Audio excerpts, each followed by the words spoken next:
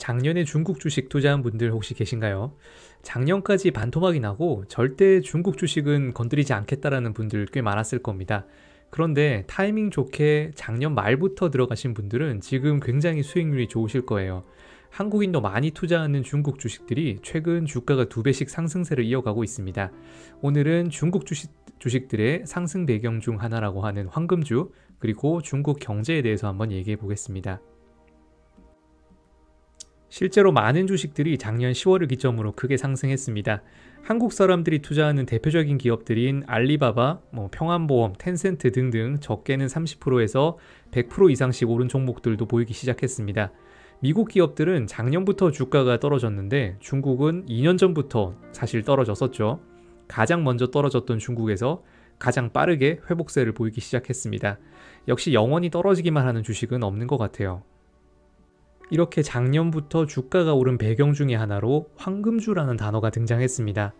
시킹알파에서 13일에는 알리바바 그리고 19일에는 텐센트의 투자 분석 리포트가 발간되었습니다. 여기를 보면은 중국 정부 당국이 텐센트와 알리바바의 황금주를 취득할 것으로 전망된다라고 발표했는데, 앞으로 이로 인해서 이사회 내에서 공산당이 정한 임원 배정 등으로 정부의 경영 간섭이 심화될 수 있을 것이다 라고 발표했습니다.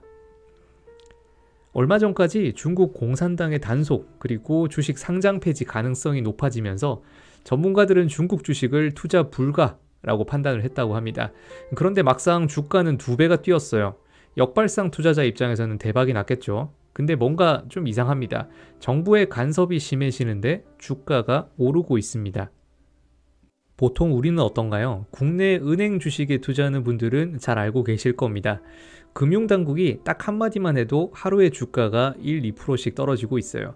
그런데 공산주의 국가인 중국에서 신기한 일이 나온 겁니다. 자, 뉴스 내용을 보면 이렇습니다. 앞으로 이사회 내에서 공산당이 정한 임원 배정 등으로 정부의 경영 간섭이 심화될 것이라고 합니다. 간섭이 심해지는데 주가가 오른다는 게 가능할까요?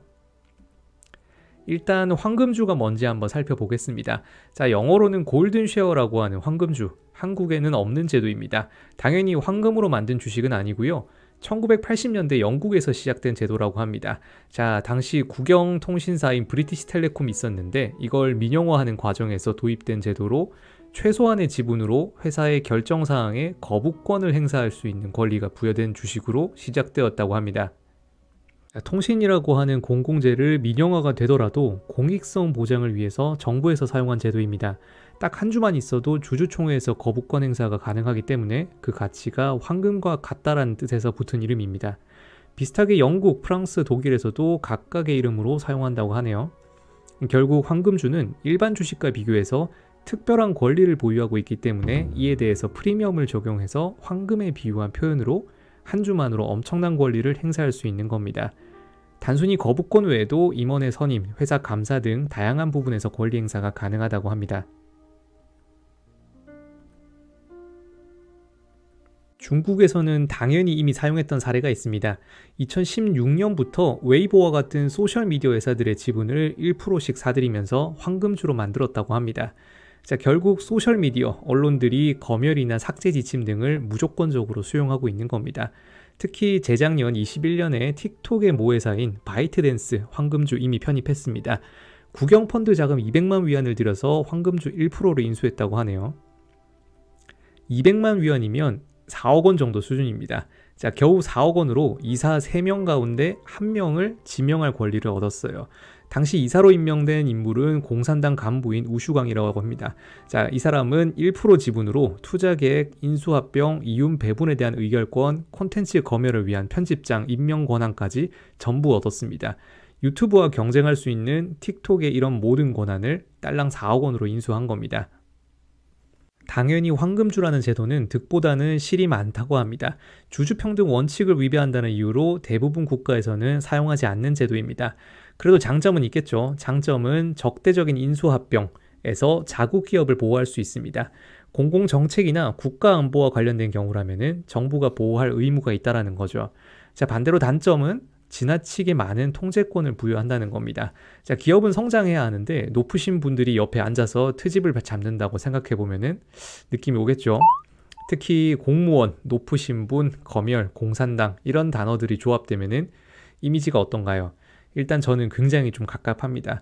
회사에서도 규제보다는 자율적으로 일하는 분위기가 좋긴 하죠.